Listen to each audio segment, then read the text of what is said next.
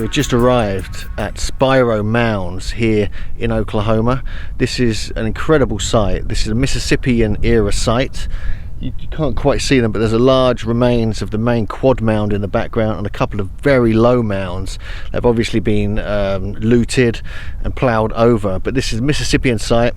But the thing about this place is that not only were giant skeletons found here that we'll look at more closely shortly, but this was known as an elite stronghold of the priests, the rulers, the shamans, because of all the artifacts found here. There's some incredible and beautiful artifacts, statues, stonework, carved shells, and so on and so forth, which are completely unique. Many are in the Smithsonian, but there are some here. So we're going to go in, we're going to go and check it out, see what we can find.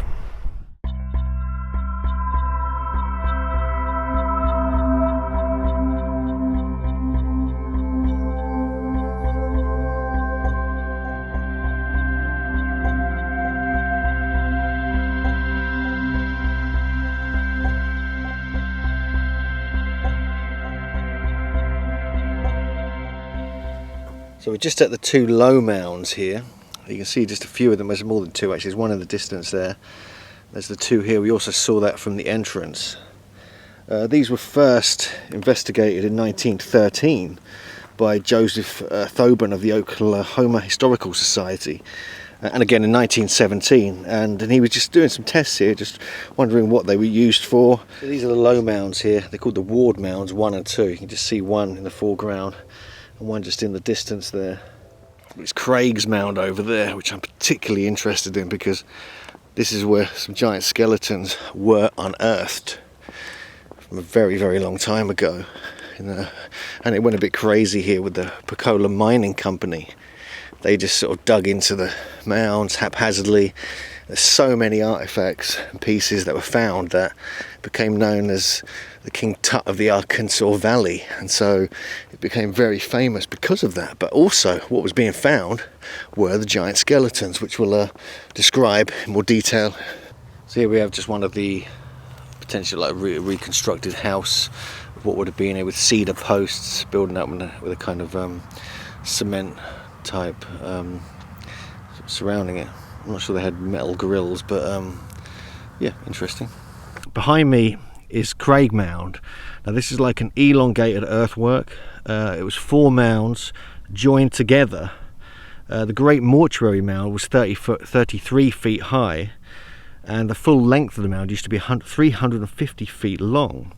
Now we know it was excavated and mined by the Pensacola Mining Company between 1933 and 1935-36, and they basically dug haphazardly into the mound and pretty much destroyed it. This is the reconstruction behind us.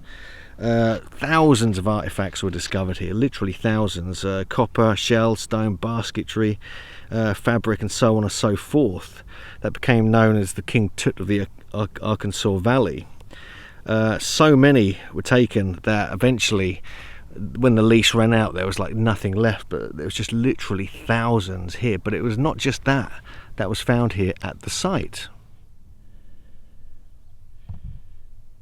This is from the Herald Journal, August 26, 1934, and it describes some very interesting things that were also discovered in the mound. I'll read the quote to you in full. Indian relics estimated to be from 600 to 2,000 years old, and including the thigh bone of a giant brave, are being taken in large numbers from a burial mound. The Pensacola Mining Company, composed of 6 Arkansas and Oklahoma men, is in charge of excavations that began last February. Although it is a private enterprise, each item taken from the mound is catalogued and photographed, and careful records are being kept of the disposition of the artifacts: human bones, beads of wood and stone, pearls, and large conch shells.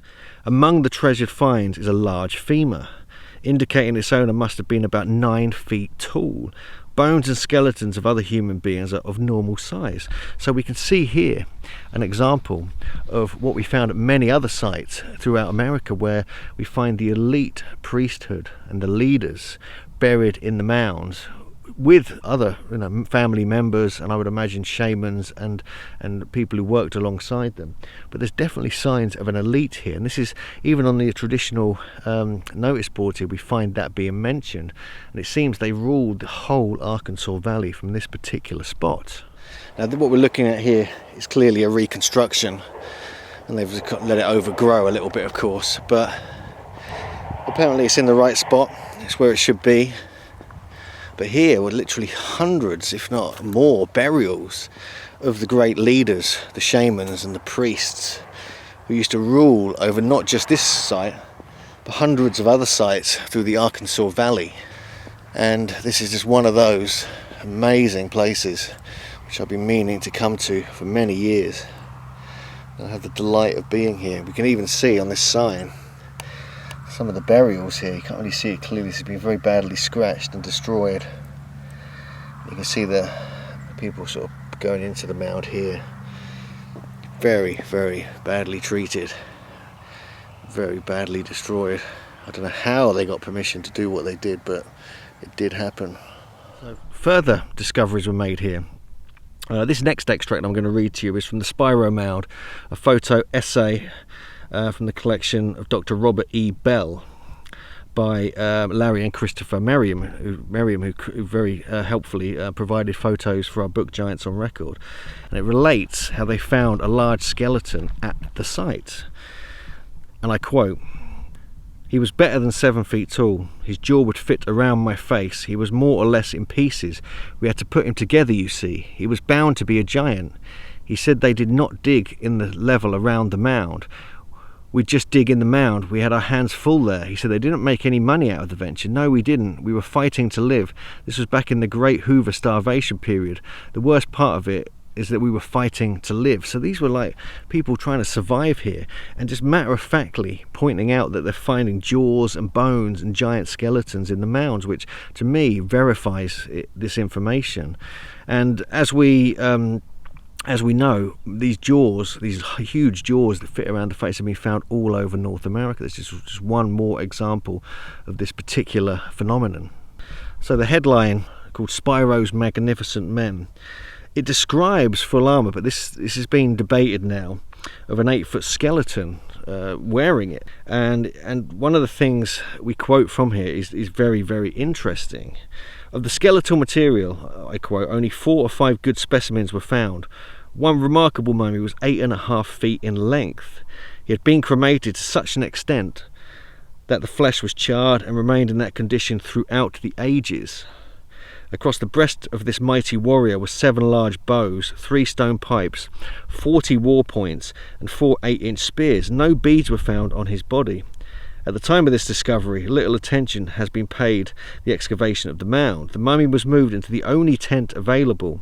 A few neighbours marvelled at the remains, but no museum authorities or archaeologists were interested enough to investigate further. After occupying for several weeks the only shelter available, it was moved to the rear of the tent to make room for more valuable relics, and left to the ravages of the elements. In a few weeks it had disappeared." So we have a report here at Spiro of a disappearing giant skeleton. Who on earth took that? I bet one of the people around here has it in their basement. I'd love to know where that went. So this is just one of the many examples here of giant skeletons being discovered at Spiro Mound. So we were just reading some accounts, some reports from our book Giants on Record, co-authored with my colleague Jim Fiera, and this is one of many accounts we have in the book that features giant skeletons being found at the American mound sites. Spiro is one of the most important sites, in my opinion, in the entire country, possibly even in the entire world, with what was discovered here. So just behind me here at Spiro we have the Brown Mound. Now it's not because of the colour, because it was the Brown family who owned the property here during the 1930s. This is supposed to be the main temple mound, and it would have been, you know, where the courthouse, or what today we would call the courthouse, but where the sort of temple area is of the whole area, where people from all over the region would come here for ceremonies, and they would take place in the building that was on top of this particular mound. It's also where the sacred fire, the first fire, would be burning. This, they say, this in tradition, this was the link between this world, and the upper world, and especially the sun. The first fire story is depicted in the conch shell art in Spiro that was found here, of the water spider with a bowl on her back. In the bowl, and its equidistant cross that is a symbol of this so-called sacred fire. Now, I question whether this was actually continually burned like we find at other sites to maintain this kind of energy here. Although the temples are mostly for men and they were ceremonial, they could have even hunting and fishing items were placed here. Certain people were buried in these mounds, and there's no exact reports of giants. They were not sure if they came from this particular mound or if they came from the ones nearby, or the main quad Craig mound. We're just not sure about that, because some of the reports are a little bit unclear.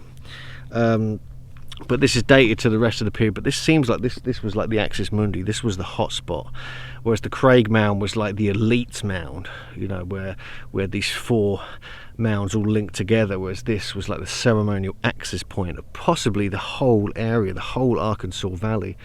So where we're standing right now could have been like the Omphali, or the Omphalos, the sort of sacred center, the navel of the entire Arkansas landscape that was ruled by the shamanic, priestly warrior giants who were based here in Spiro, in this part of Oklahoma, very close to the Arkansas border.